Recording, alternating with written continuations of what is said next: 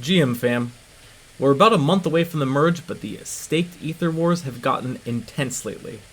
What's going on? Well, let's dive in. Yesterday, Coinbase, who should be familiar to everybody on the planet at this point, issued a major announcement. They're going to be adding support for their Coinbase wrapped staked ETH, which they're calling cbETH. Now, this is a pretty big deal. We've talked a lot about Lido's cbETH and in the competition with upstart RocketPool ETH, but there's a big player in town, and they've been in town for quite a while.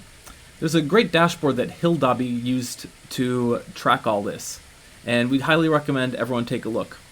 One of the cool things about this dashboard is they show the history of beacon chain depositors over time, and as you can see, Coinbase has had a substantial presence for almost as long as Lido's ETH.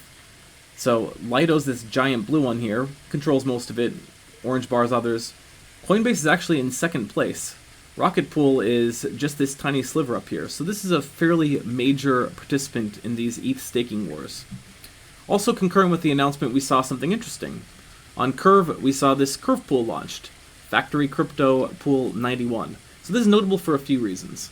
Curve has been a huge battleground with all of the staked ETH wars. If it wasn't for the cbETH pool, there would have possibly been multiple times that cbETH would have depegged, but instead, Curve's V1 pool is able to provide cbETH a massive source of liquidity for early stakers of ETH. RocketPool also maintains a bunch of Curve pools, and now that Coinbase is launching a Curve pool, it is appearing as if Curve is going to be a major hub for all the activity coming up with the upcoming merge. And this pool is very interesting in that it's a V2 pool. So cbETH launched back before V2 pools were a thing, but V2 pools allow for differentially priced assets to be able to trade against each other. This is a good implementation for of this Curve pool for various reasons. One of which is that the cbETH token is not designed to hold peg with ETH. It's more like a C token. So it's supposed to accumulate or appreciate in value over time. This is similar to the compound token model.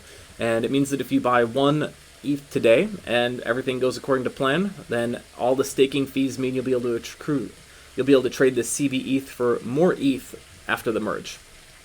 What's also interesting is that at the moment the prices are kind of flipped. So there's a heavy amount of cbETH and a lot less ETH, which might suggest that there's just some holders of cbETH who are dumping the pool and trying to get out, but who knows what's going on. One thing that's really interesting is if you look at the transaction history of cbETH, there's a lot of blacklists. So this is deriving directly from the same contract as USDC, and we know that in order for Coinbase to operate in compliance, they have to have blacklist capabilities. They wouldn't be able to operate in the United States without it, and they're implementing it to great effect. Is this one of the reasons that the pool is a bit imbalanced in the other direction? Are people expecting that perhaps the United States might go in and shut Coinbase's staking down, possibly harming LPs in the process? It's too early to say. We can't really judge for sure.